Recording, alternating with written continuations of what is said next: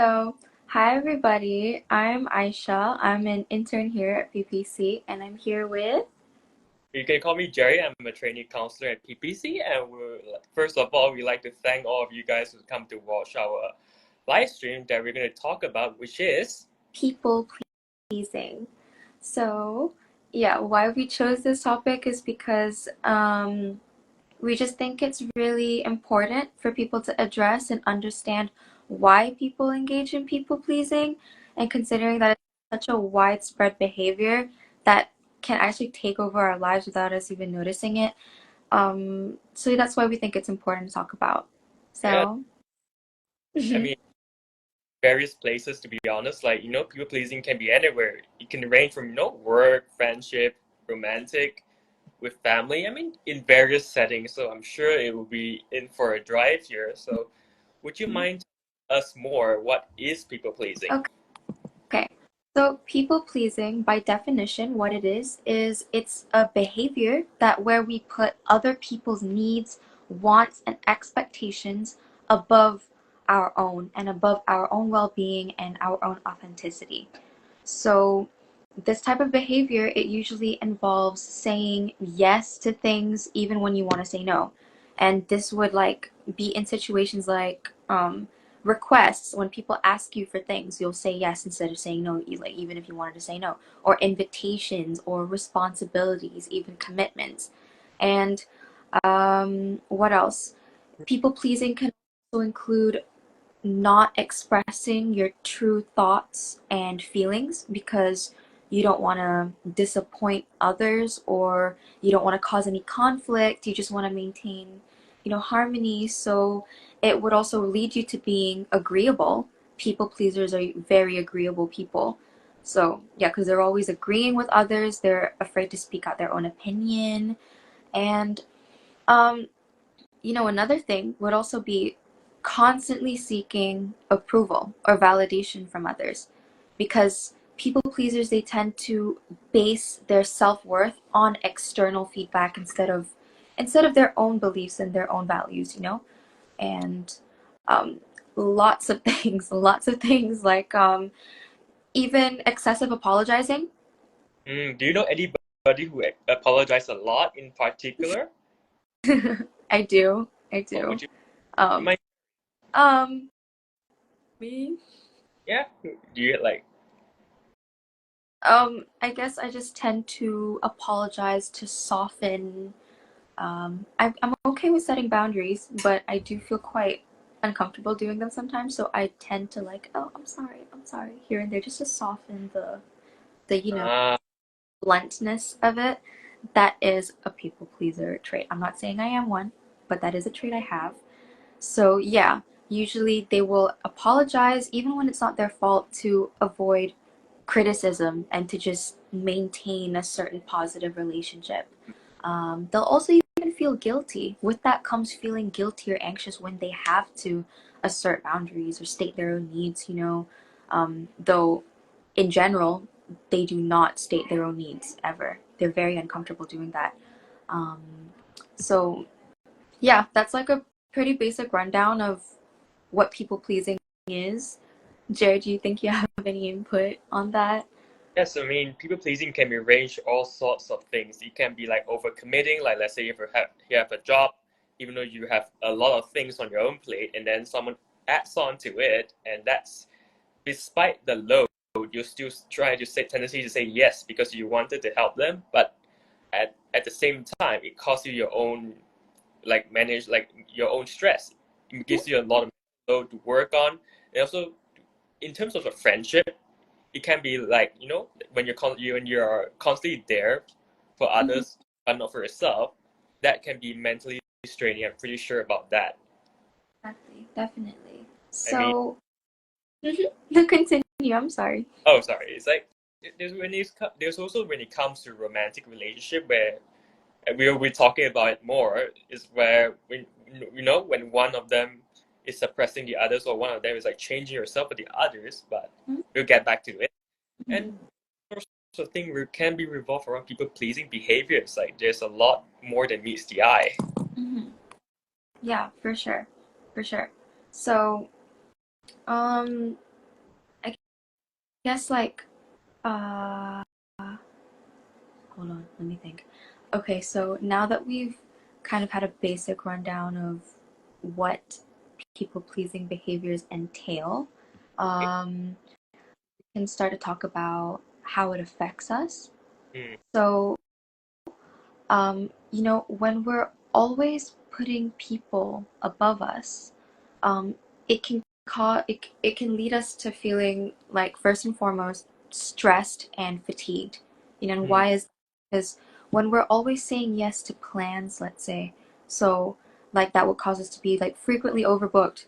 Our schedule's always, or like maybe we can like it can cause us to have a high workload because we're always like overcommitting to plans and responsibilities. And even in terms of social battery, let's say, because you know you feel the need to be agreeable, as mentioned earlier, you feel the need to please everybody, so you put on this cheerful persona somehow, like this cheerful disposition, always putting up a smile for everyone, mm. things like that. Like And so this like like feel when you keep saying like yes all the time, I'm sure it feels I'm sure it feels very tired or something. exactly, yeah. And then so like this can all lead us to feeling stressed and drained. um Jerry, what are your thoughts on that? I mean, like people do it, and it's very. I mean, it's really mentally straining, as you said. Like imagine the constant thing to basically say yes and go out your way. At the same time, you're neglecting yourself in that sense. Especially, Mm-hmm. I think I know someone who's in a relationship, and let's just say it's pretty one-sided. Like he goes all out, and the partner doesn't reciprocate bad, and that basically is like it takes a toll on him, and it's not a very healthy relationship to begin with. But yeah, like when things are one-sided and you're constantly go your all Did you accidentally mute yourself?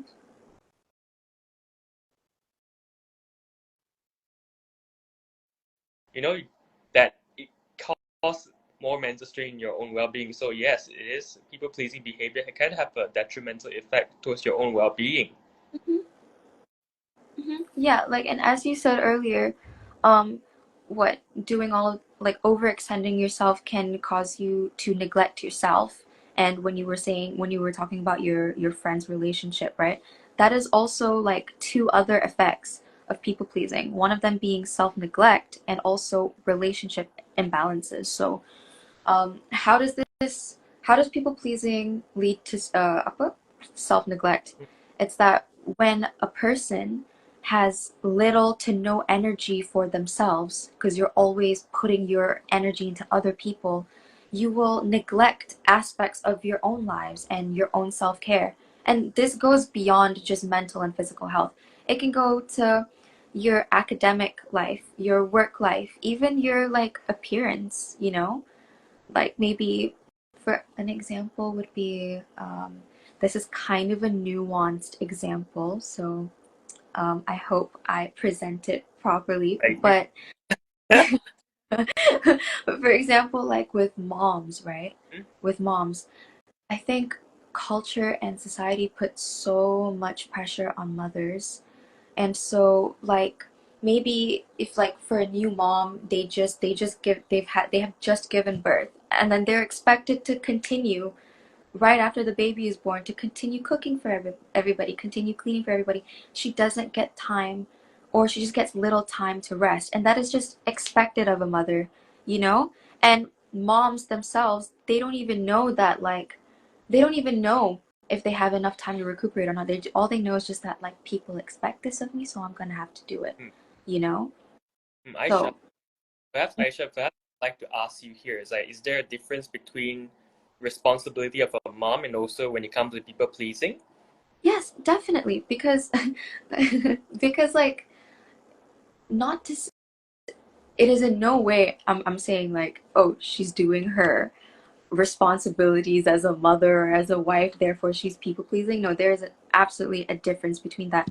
um it's like there's there is responsibility, and then there is going above and beyond your responsibility for the sake of others, and in that, like, Hmm? doing something for the sake of others, it also costs us our well-being. So maybe that sake of others would be in-laws, for example, Ah, or very sensitive example.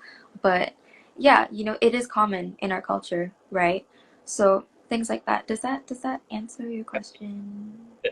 speaking of the culture part, is like we'll be talking more about that, so stay tuned.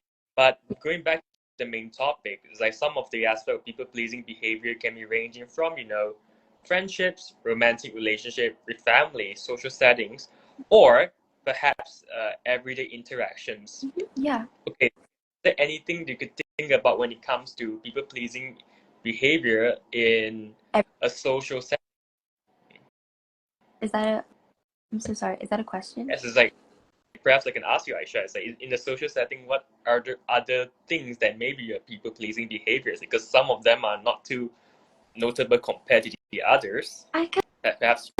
see how the effects of people pleasing can seep into daily interactions. Hmm? I can think low self esteem and maybe like a lack of grasp on one's identity, just like they don't know who they are. So, like, with low self esteem, when you rely heavily on external validation, your sense of self worth it becomes tied to other people's approval. It becomes tied to like what they think of you and stuff. So that can seep in your daily interactions.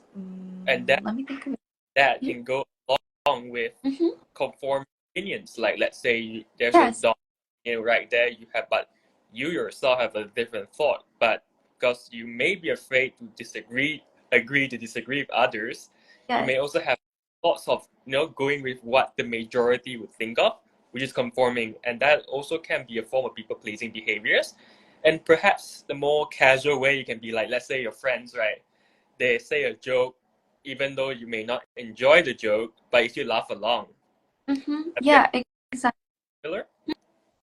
I'm sorry. Have you experienced something similar where you find a joke offensive or inappropriate or doesn't fit well to you, but you still laugh anyway? Yes, I do. That is a very common experience for me, actually. But through time, I've learned to just, if something is a bit too much or too offensive, I just state that, like, I don't find that funny. And then I just remove myself from the situation. But what about you, though? What about you? Like personally, from a personal experience, I remember like there are some times like even though I don't get the joke, Mm-hmm. because knowing that if I don't laugh, everybody would think, oh, is this dude like gets it, or he just like not really entertained by it.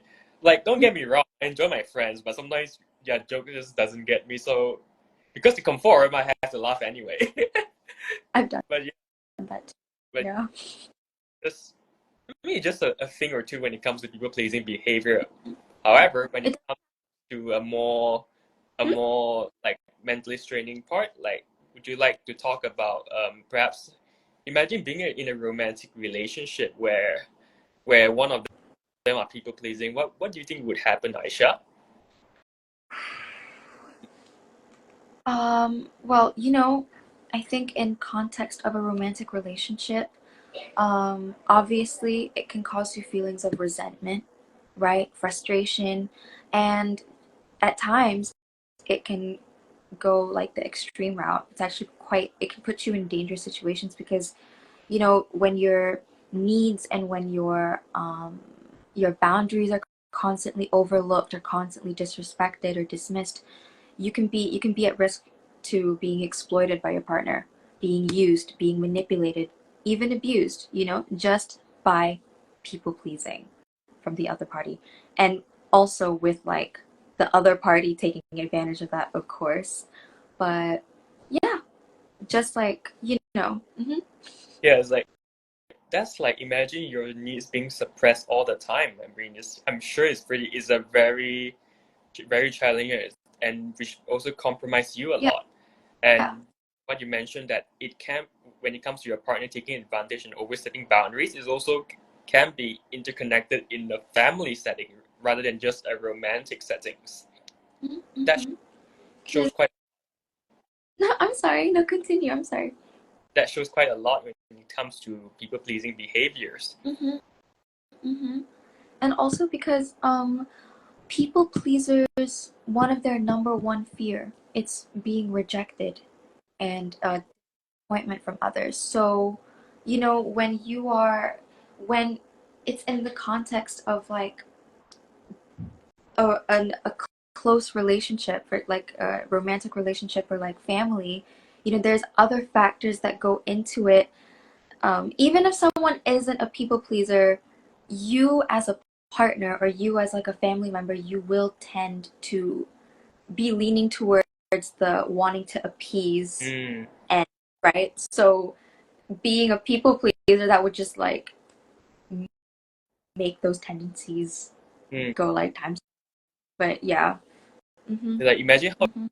it feels when imagine being in a relationship where you're constantly saying yes, but none of your needs are met. Like how would you feel?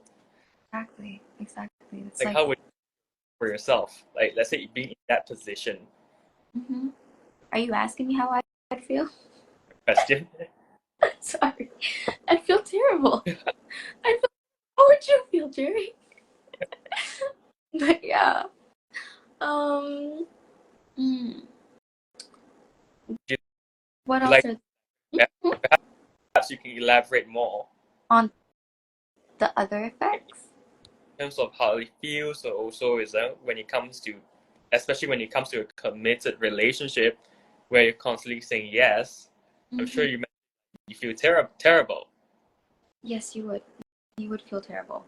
And Mm, I think that from there, you don't just lose your confidence, your mm, self-esteem. You'd lose your pride, and also your identity, you know? mm, So with like how I can relate this to the other things that I've mentioned earlier, being in this type of relationship, it can cause you to neglect yourself. It can cause you to have low self-esteem, obviously, especially when in a relationship, we all want to be loved. We all want to love, and we all want to be loved. So when our partner isn't validating us, it can like, sometimes we can feel like we're not being loved. And so that can affect our self-esteem as well, and how we feel about ourselves. And I guess when you have a partner that is constantly dismissing or disrespecting mm, your boundaries or needs, and then you try your hardest to just conform to what they want or who they want you to be, you can lose yourself, you know? So yeah, I see. that's, I yeah. But, why do you think we do this? Hmm? Why do people do this to themselves? Like before we dwell into that, perhaps would you like to talk more about the effects of people pleasing behavior? The effects? Yes. Well, I mean, yeah, we just did, didn't we? You did, but would you like to elaborate more? Elaborate more? Okay. What do you think needs more elaborating? Hmm? What do Like you think? on when it comes to, aside from like a relationship standpoint, when it comes to work, like how does this stress, or even like let's say you mentioned about some form of conformity of identity, like how Mhm. does it really come with people pleasing behaviors? How do people pleasing behaviors present themselves in work?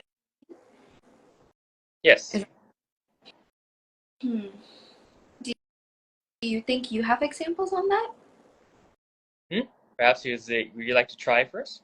I Can you guess give it in a workplace setting, hmm? there's there's definitely a big power dynamic present. Hmm? So people pleaser or not, I think you just have to appease one another in a work, because at work everything has to be harmonious, Hmm. right? You can't just be the odd one out, or the one disrupting everything. But I guess when it goes a bit too overboard, it will definitely cause a person burnout. Burnout is one of them, you know, And burnout is not something to play with because um, I think that in the more extreme stages of burnout, it can even affect you physically. Mm. So it can affect your sleep, your diet, um, things like that. Um, but what do you have any examples on what like a people pleasing situation would be like in work, Jerry? And be in relation to the why, which is going to talk about now. So one of the primary factors that may make us build on why they would tend to resort to people pleasing behaviors, like first of all, is like it can be cultural, as we all know. Like we are in a practice in a mindset where we think of a group more than towards ourselves. Mm-hmm, mm-hmm. More collectivistic, we are more conservative, and and that also goes line in our in parenting styles as well. Because I'm pretty sure that at some point when we are young, we are often raised to say yes to everything. It's like, oh, when it comes to yes, it means like it's a good thing. Yeah. Like, have you experienced this before? I'm sorry. Have you experienced something similar before, where when most of the time when we were young, we were often raised to say yes or agree to whatever our parents may tell us to do. Definitely, definitely. Because yeah, I guess we were taught to be obedient, which there's nothing wrong with that. Listen to your parents, you know. Don't want to give people the wrong idea. There is nothing wrong with being obedient to your parents, but I guess how people pleasing can kind of develop from that is because as kids, we don't know why we're being told to do things. Why is my Mm. mom telling me to do this? Why do I have to do this because she said so? Why do I, So, But yeah, so moreover that and because of the mindset, it's like sometimes when we tend to even have our own opinions and values, it was often being disregarded, as they would see by saying no, it means you are disagreeing with them, and is often perceived as a bad kid like as a bad thing whenever you're young. So it gives us, it shapes our mind to say yes to everything. yeah, Means to It's like if I agree to it, mhm, which means it's good. yeah, And so at first on the short term run, it's like yes, the child is more obedient, but in the long run, it doesn't really gonna help them, especially when they grow up, yes. because they would tend have the tendency to seek others' validation of what they're doing, even though they know deep down they have their own opinions and thoughts about things. And I guess it also kind of sets somebody up to not know how to communicate in the first place. Because if you're very used to just being told what to do and equating that to being obedient, and being obedient is something good and then opposing that as something bad, um I guess that type of dynamism, it just doesn't allow any room for communication, Mm. like healthy respectful communication, like, oh, why are you telling me to do this? Why do you insist that I do this? And like, or I don't want to do this because it makes me feel this, maybe it makes me feel uncomfortable, I don't like it, so it's it doesn't allow a space Mm. or teach the child, like from young, to express themselves.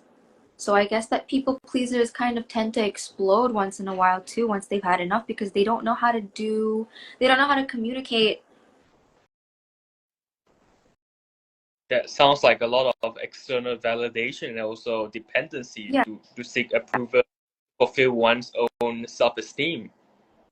Yeah, exactly. I guess like the only way they know how to communicate is to just explode. They don't know how to be like, hey, this happened, I wasn't comfortable. So yeah, I guess that's also another effect, not knowing Like, how to communicate. Yeah. Mm-hmm. because I'm sure that they are so even like let's bring it back to the cultural topic, for example.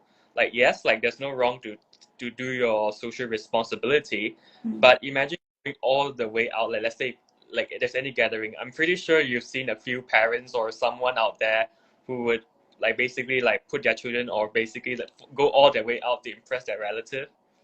Mm-hmm. For sure. Yeah. Yeah. I think I've definitely like like experienced. even though it's like at the cost of their own financial or in some other thing like workload and stress, Mm-hmm. just for the sake of impressing others or flexing, Mm-hmm. but down knowing that you're not okay. Have you that? Because that seems quite. I, it sounds like you've experienced that yourself. I mean, yeah, it's like let's say, right. I mean, I think one of the time when I guess one of my relatives is engaging in people pleasing is knowing their financial situation. They are not exactly in a good spot during that time. Mm-hmm. Despite that, they would try to having a big event going on to just invite pretty much the family over, and it's like you can kind of tell it's like they try a bit too hard on that, and also which also stresses them out. And when everyone's stressed, no one is having a really good time, to be honest. Mm-hmm.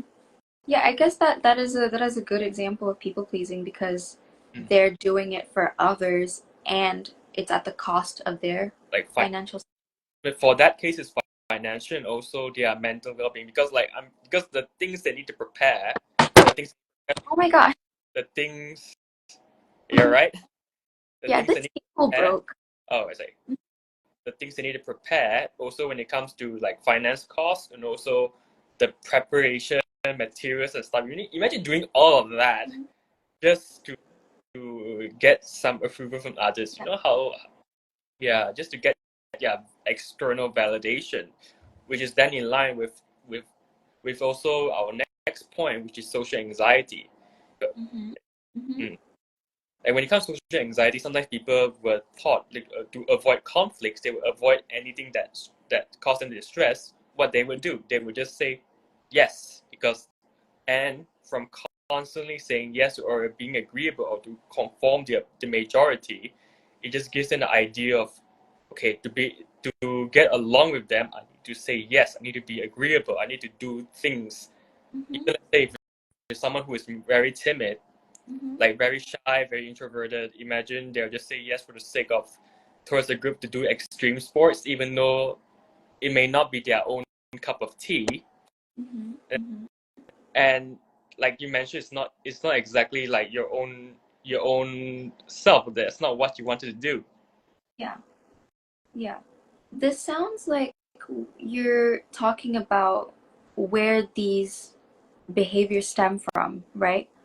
I mean, it can be interrelated from our childhood and also parenting and also from culture, and Mm-hmm. also someone with social anxiety, like they're not sure like how do you mingle around, like how do you, like they feel anxious in a social situation. So what they would do naturally is to say yes, because they Mm-hmm. don't want to be the one that being perceived as someone who is, I would say, like basically they would think is, oh, unpleasant. Like they have the thought like, if I were to say no, it means that am I a bad person, Mm-hmm. For sure. or or So, maybe or maybe it would be like, oh, if I disagree, am I going to be the weird one out there that disagree?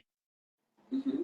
So, like, just so the audience is clear, we've already talked about the effects, like what engaging in people pleasing behaviors, Hmm? how they affect, right? And now, just so that the audience is clear, we have touched a bit on why we do these things, right? Wait, there's a question by How do we set healthy? I Airpack. Do I get your name right? think it's care package. Care package, or right? Like, how do we set healthy boundaries? Right, Mm, that's what talking more about that on how to address it. So stay tuned, because yeah, talking that right after we talk about the various why people engage in people pleasing behaviors. just before we know how to set healthy boundaries, care All right. package. um, I guess before we know how to set healthy boundaries, we have to know like why we lack those boundaries in the first place, which is, I guess that's what we're talking about right now, the causes of people pleasing. And just for like a quick summary, we went through that it could be caused by parenting styles and our culture as well, and as well as what was that earlier, Jerry? Hmm? Pardon? What was the other thing? The other cause of people pleasing that we Like were just talking about? more of in line with culture, parenting, and also perhaps more of social anxiety. Anxiety. Mm-hmm. Mm-hmm. And yeah, what other causes would there be? Like, Would you mhm, like to go? perhaps another causes would be I mean, it can be a possibility. Is like one of them is trauma. Let's say if you encounter a traumatic event where you being shaped, your mind being like trained as a fight or flight instinct. Like let's say, because when you're in a state of like of distress, what you would do is you have a instinct for survival, right? And Mm-hmm. then to avoid those thoughts, like to avoid conflicts or any further distress, what would they do? They would say yes, because by saying yes, they would avoid conflict. By conforming to others, they would avoid those things they need to face that Yeah. make you distressed in the first place. Mm-hmm. And over a prolonged period of time, like over a course of time, you basically kind of shape your mind to say yes to everything. And we call this trauma response the fawn response, Yes, right? the fawn response. There, yeah. There's different types of trauma responses, is there not? But Do, we'll be focusing more on the general terms for it. mm-hmm, mm-hmm. Yeah. So far, what we've touched on the causes would be trauma, trauma and trauma responses. Mhm. Uh, what else? Just now? Like responses and then social anxiety, like social concerns, and Mm-hmm. also culture and parenting styles. Mm-hmm. And I guess other causes would be um, maybe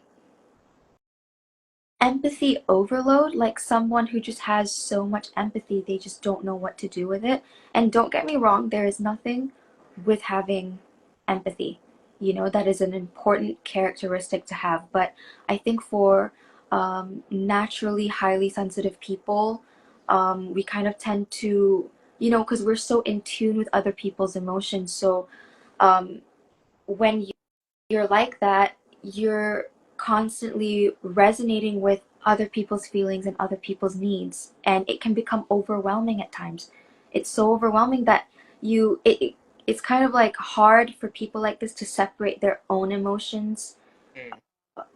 their own emotions to others, and so they kind of they see other people's pain and they take it as their pain, and that which is why it causes them to overextend themselves and people please, you know. So um yeah, not only sensitive people can experience this like so-called empathy overload though.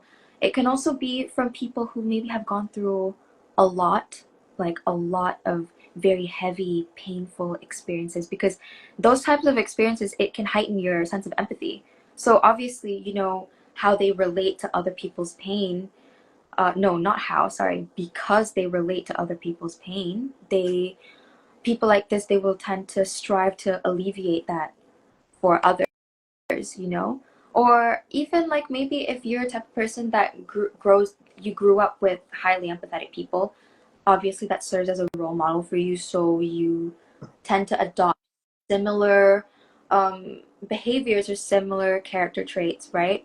Which all of this is good, but it turns bad when it goes too far. You don't know how to set boundaries, you know. So from this you can get emotionally drained because you're constantly absorbing other people's feelings, and then you want to, because of this, you want to keep appeasing people. It can cause you to be drained. You'll feel fatigued, basically, emotionally. And um yeah, did I mention setting boundaries? And that will be, and we'll be talking about it right now, which is Yes. how do we overcome people pleasing behaviors.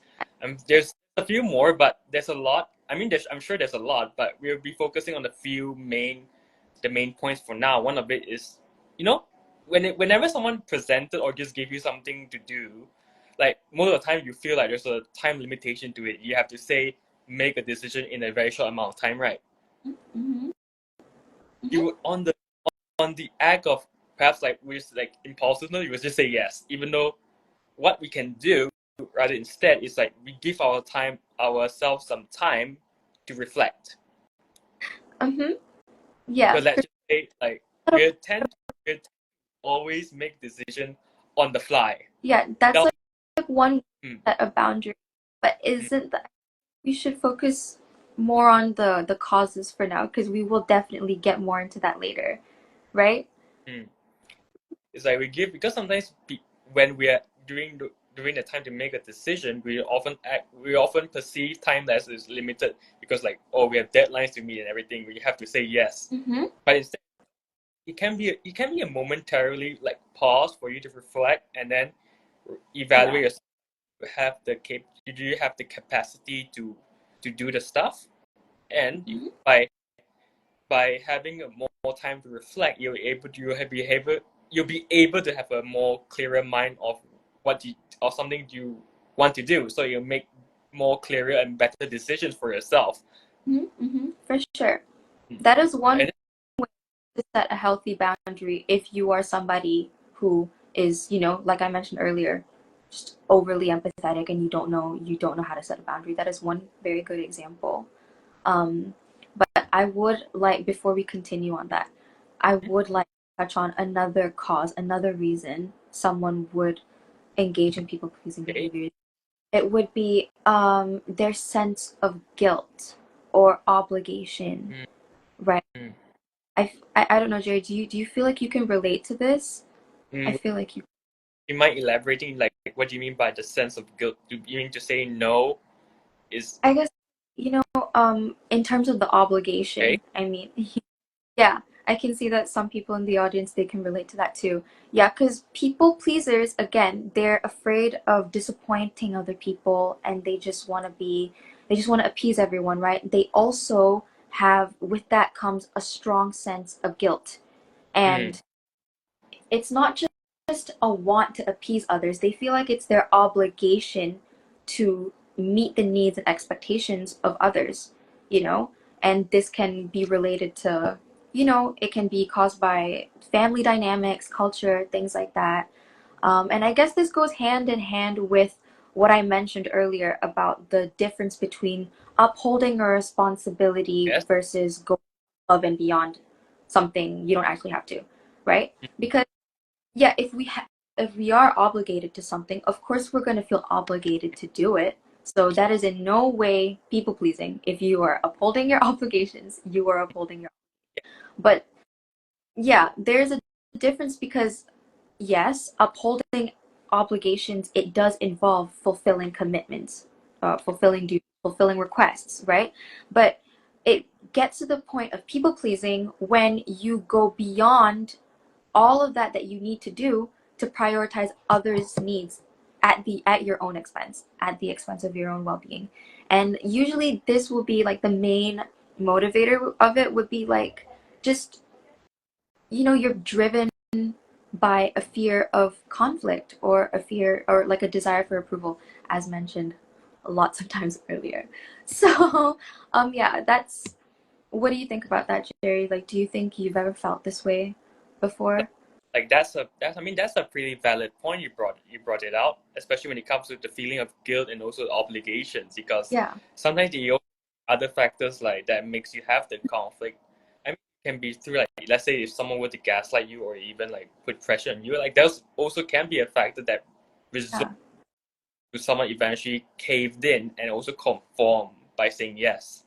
Yeah. I guess But when the line blurs between like people pleasing and just a normal responsibility, it puts you at like more risk, I guess, to be manipulated somehow in doing something you don't want to, right? because in the So, end, it creates more conflict to yourself and also it takes more toll on your own mental well-being. mhm, yeah, for sure. So, how do you think we can overcome all of this? Also, another things we'll be talking now because the first part is to we have to give time to ourselves when it comes to saying before you just say yes to everything.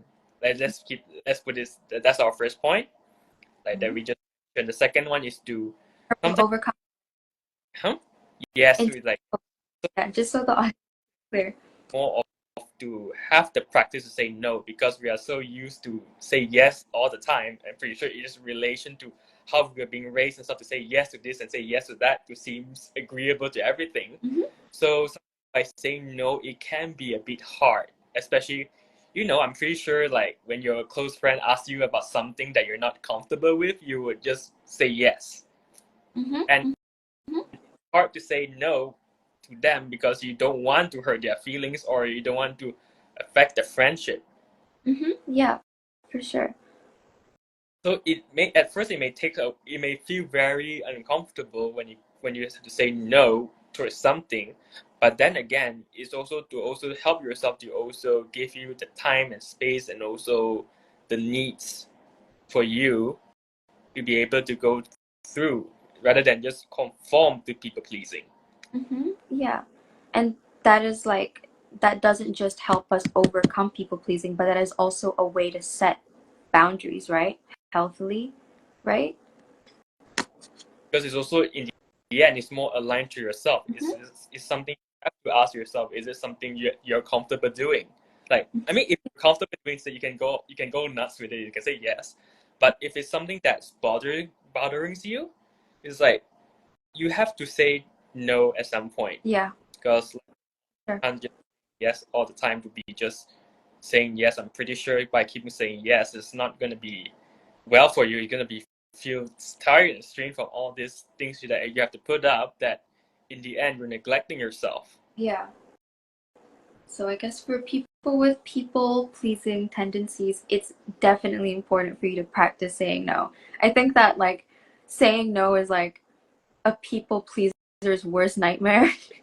I think, right? So that's why you have to practice it, okay? Is there anything else? Wait, hold on. She's saying something. I'm I'm sure understanding when is the right time to say no. when it Mm-hmm. comes to that question, right, it's like you have there's no exactly like just a right time or a wrong time. It's more on to yourself. Like that is also based upon a reflection where, let's say, if it's certain things, it can be work, it can be friendship, or it can be relationship. If it comes to the point where you may feel conflicted, that's perhaps you can because perhaps you know the answer because I can't answer it for your It's, context, but it's it's like, more I'm sorry, did I interrupt you? I'm sorry. like I mean, you can go ahead and elaborate. Okay, I guess, even the way the question is phrased, like you're struggling to understand when is the right time to say no. It's like that kind of question feels very like separated from your own wants and needs, because there's like it sounds like you have this idea of what is socially acceptable, like when can I say no and then no one can like berate me for it. When really the right time to say no is when you want to say no. That's how you can begin practicing saying no. When something doesn't feel right for you, something's not aligning with your needs, your wants, maybe you're not being respected at the moment. If you want to say no, you can say no, you know? And that But to boundaries. mhm, Because a few questions perhaps you can ask yourself is it like such as is this thing is gonna negatively impact my time and also commitment, or mhm, like you can think about how long will it take, do I have the resource for it. It's like something you have to consider before you say no, because if it's still within your means and then it's your decision to make. But yeah, knowing that if something that is affecting you that you have to find compromise, then I'm mhm, pretty sure the answer of your like what you mean by saying no, because yeah, as a conclusion, there's no right time or wrong time to say yeah, no. If that answers it. yeah. Um, Actually, I wanted to say something, but I forgot. It was something related to your question as well. Um, Go on, go on. I actually can't remember. What was it? I think I've lost it. It's okay. It's okay. Boundaries. Uh, hold on. It was something about saying no. Um,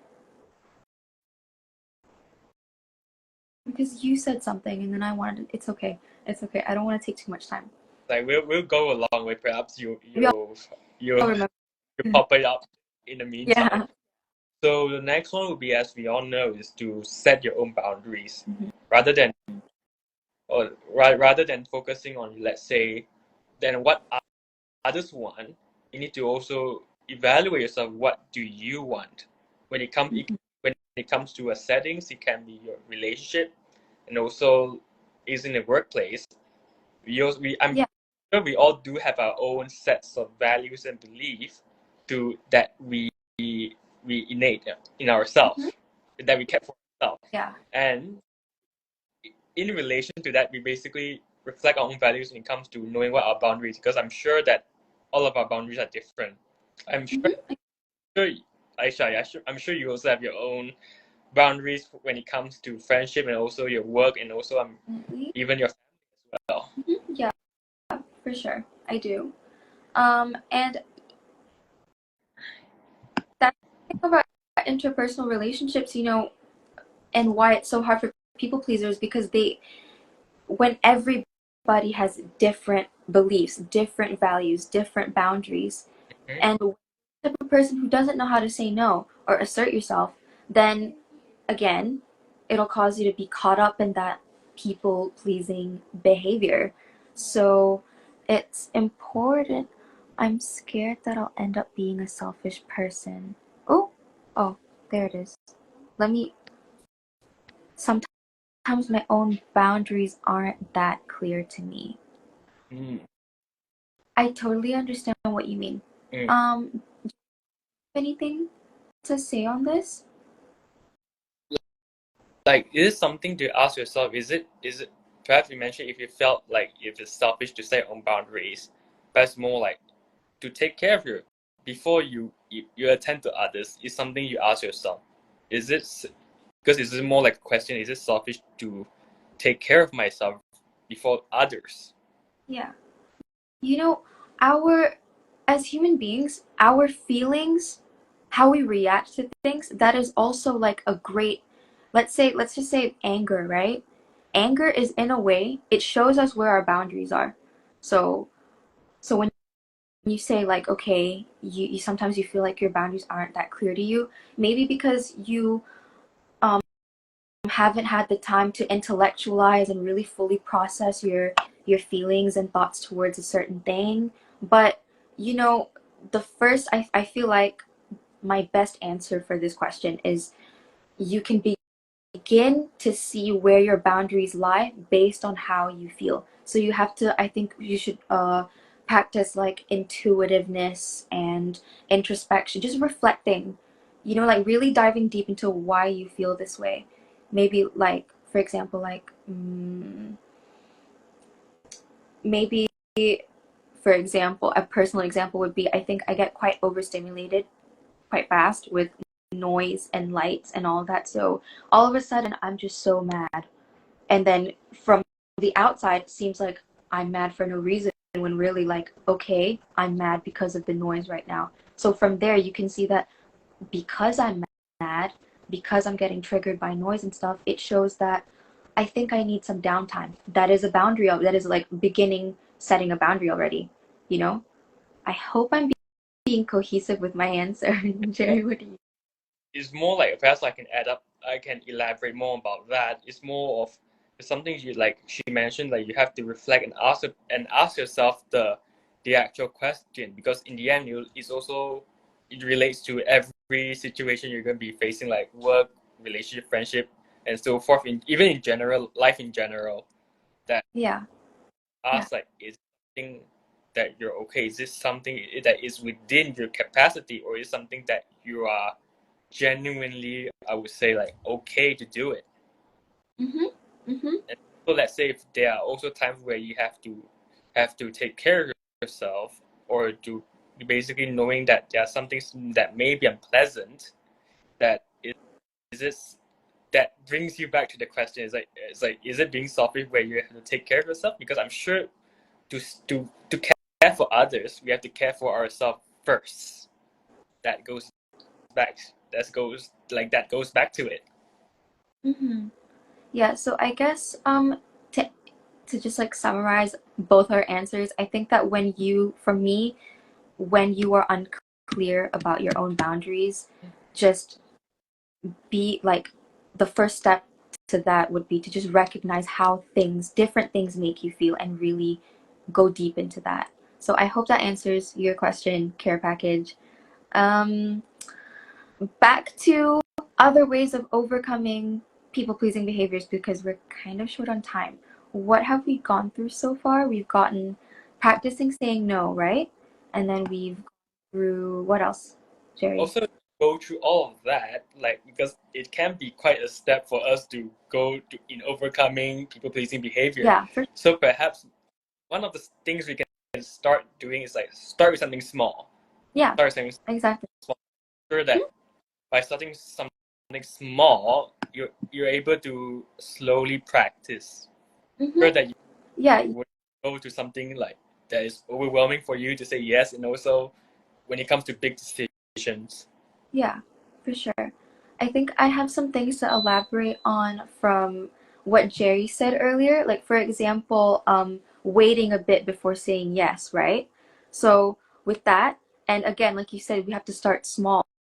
So we're gonna wrap things up when it comes to people pleasing behavior. So all in all, people pleasing behavior, I'm sure it takes a toll not only for your own well-being, but also when it comes to your needs and wants, and that could also affect you a lot in terms of your daily basis. Mhm. Mhm. Would you like to wrap up quickly so that the audience can know how they can overcome this? Because I Yeah, sure. So the whole topic when it comes to people pleasing behavior is we cover more on what people pleasing is about and how when and why the people engage it, and also we also talk about a few things to in order to address people pleasing behavior, such as giving yourself some time to reflect. Mhm. Also, when it comes to practicing saying no, and at the same time setting your own boundaries. Yeah, You can do that by starting something small, at the same time evaluating yourself for your own needs and also in line with your beliefs and values yeah, that you feel comfortable with. yeah. So, like, just as I mentioned, I got cut off in the middle of saying this by starting small with the taking time before agreeing to things. Yeah. So, incorporate time blocking in your boundary setting. Mm. Okay? When you just have 1 hour to yourself where you prioritize yourself, because how this helps is that it helps you prioritize your own time and responsibilities instead of catering to others. Mm. Hence, you don't people please anymore. And just like Jerry said, build your everyone internal validation so that you don't seek it outside. So Mm. within. And then I guess lastly, being assertive, because like Jerry said, practice saying no. But boundary setting being assertive is more than just saying no. It involves expressing your thoughts, your feelings, your beliefs, all of that. Mm. So, yeah, and it also involves asserting boundaries without feeling guilty. So, with our limited time, that's all I can expand on. Yeah, Jerry. So like that would mark our end of our live stream on the topic people pleasing today. And I would like to thank everybody that come to listen to our topic. I'm sure we appreciate it, and I hope that you guys will learn a thing or two when it comes to people pleasing. And without further ado, anything that you would like to say? With me, no, All I'm good. right. I'm good Without further here. And hope ado, that we answer your questions well. okay. I hope you guys have clarity from that. All Yeah. right. Mhm. That will be the end of our session today. So again, I'll say thank you for coming, and we'll see you next time. Right. Bye. Bye.